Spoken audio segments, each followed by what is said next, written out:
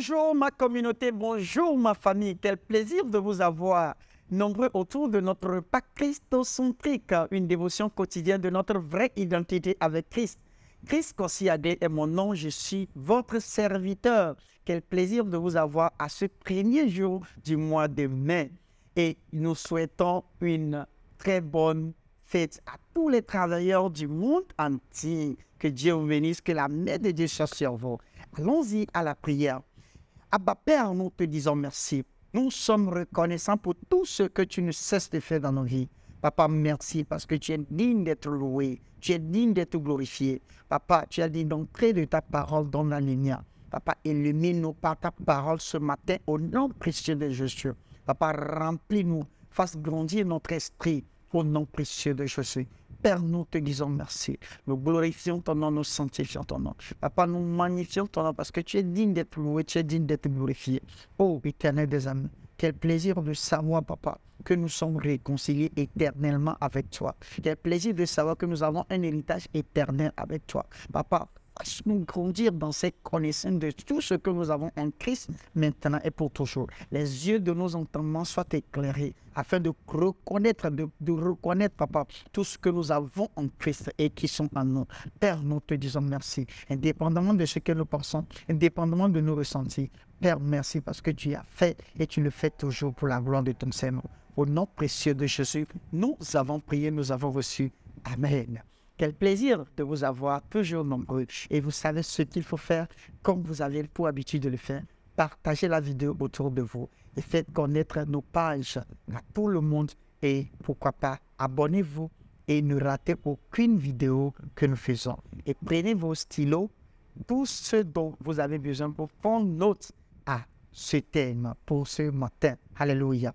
Alors aujourd'hui, nous allons voir un nouveau thème, le sceau de l'esprit. C'est vrai, nous l'avons vu déjà dans le mois passé, le sceau de l'esprit. Et vous allez voir que ce sont des continuités de thèmes que nous faisons. Voilà pourquoi nous disons que c'est tout un tout. C'est tout un grand message que nous sommes en train de faire. Et comme vous pouvez le voir, c'est un livre que Papa a écrit dénommé Le repas christocentrique.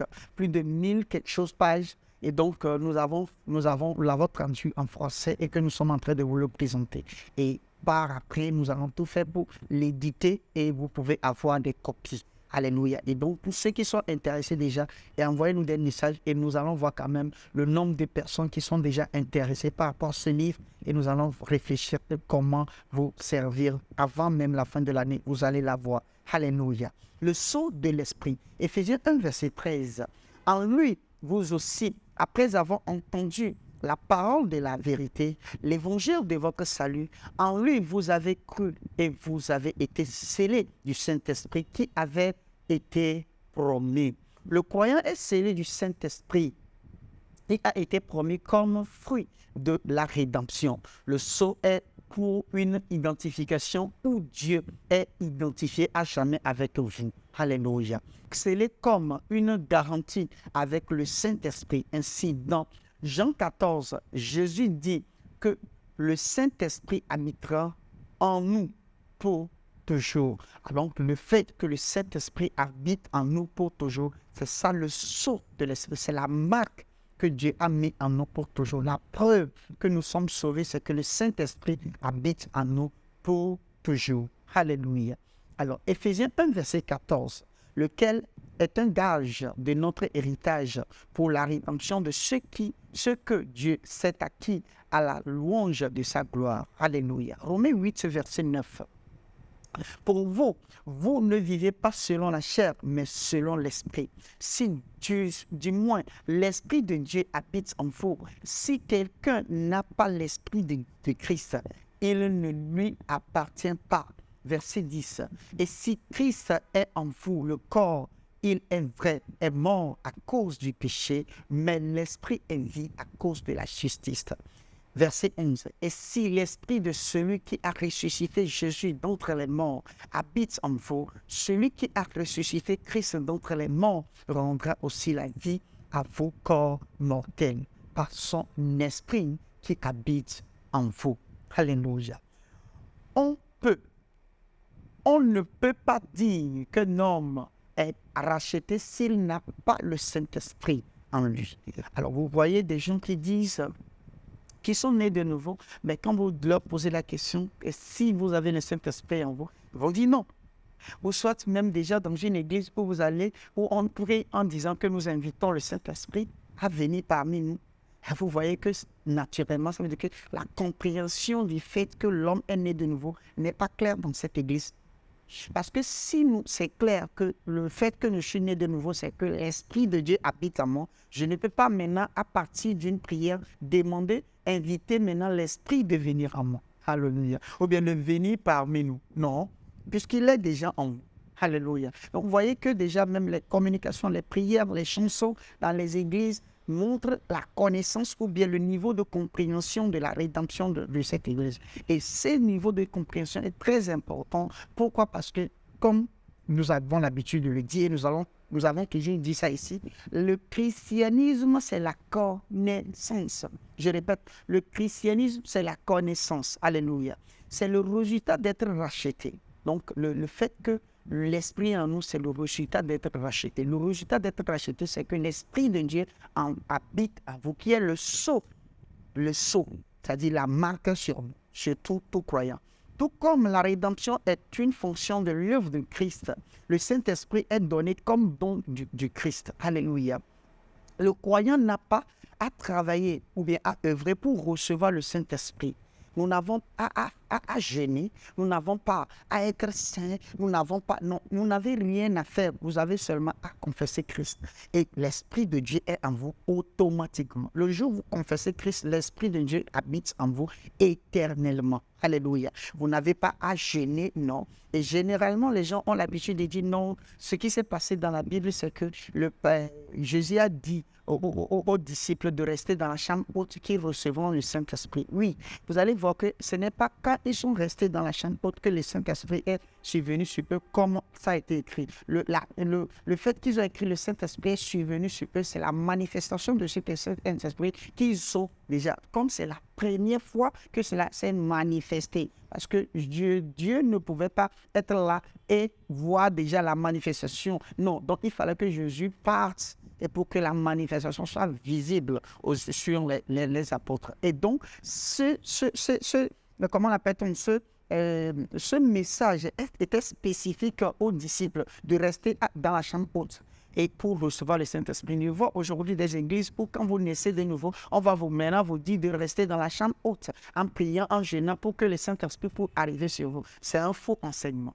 Déjà, le jour où vous avez reçu Christ, le Saint-Esprit habite en vous. Et vous pouvez manifester le Saint-Esprit. Voilà pourquoi dans le livre des Actes, après la manifestation du Saint-Esprit, vous allez voir que quand Pierre a commencé par prêcher l'Évangile, et ceux qui ont reçu l'Évangile en même temps, la manifestation était visible sur eux. Ils n'ont pas pris un temps pour rester comme les apôtres avant de manifester le Saint-Esprit en eux. Alléluia. C'est très important. Je pense et je suis convaincu que nous allons revenir sur ce sujet-là. Éphésiens 4, verset 30.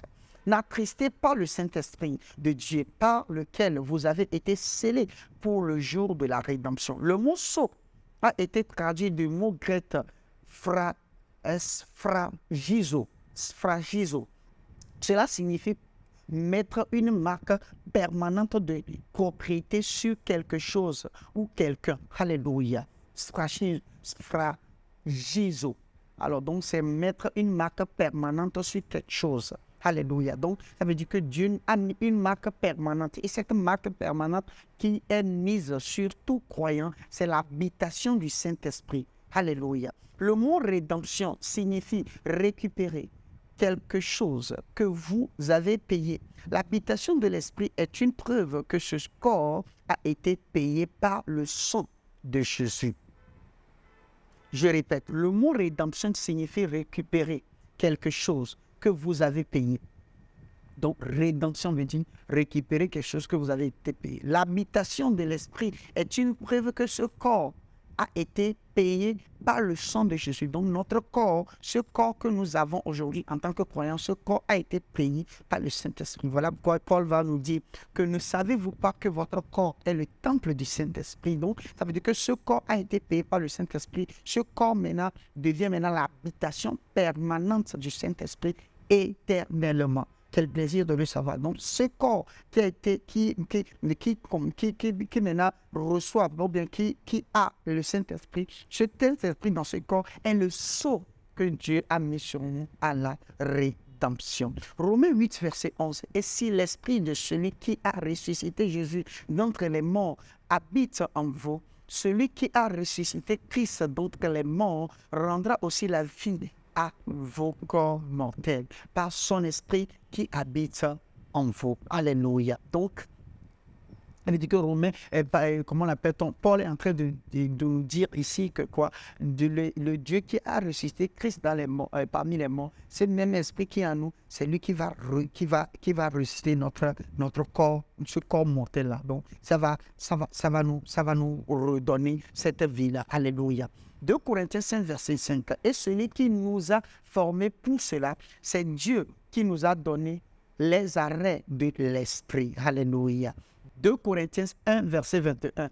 Et celui qui nous a fermés avec vie en Christ et qui nous a oints, c'est Dieu. Verset 22. Lequel vous avez aussi marqué d'un sceau et amené dans nos cœurs les arrêts de l'esprit.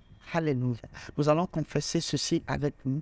Alors, avant de confesser, il faut savoir qu'aujourd'hui, le Saint-Esprit qui a pris possession, ou bien qui a pris habitation dans notre corps, est le sceau qui est sur nous. Alors, donc, quelqu'un qui est né de nouveau, nous qui sommes nés de nouveau en tant que croyants, nous n'avons pas un problème d'esprit. Le Saint-Esprit habite en nous quotidiennement. Quelles que soient vos erreurs, quels que soient vos péchés, quel que soit ce que vous êtes en train de faire, le jour où vous avez accepté le Seigneur Jésus-Christ, l'Esprit prend possession de vous et pour toujours. Voilà pourquoi quand l'Esprit prend possession de vous maintenant, il va falloir maintenant renouveler votre pensée pour pouvoir maintenant être en accord avec cet Esprit qui est en vous par la parole, par tout ce que nous sommes en train de faire là, qui va faire que maintenant, vous n'allez plus maintenant utiliser. C'est la connaissance qui va vous amener maintenant à ne plus utiliser votre corps comme vous le faisiez, mais plutôt l'utiliser pour le bon plaisir de Dieu, pour le bon plaisir de cet esprit. Et ça, je suis convaincu que vous êtes, pour ceux qui sont en train de nous suivre chaque jour,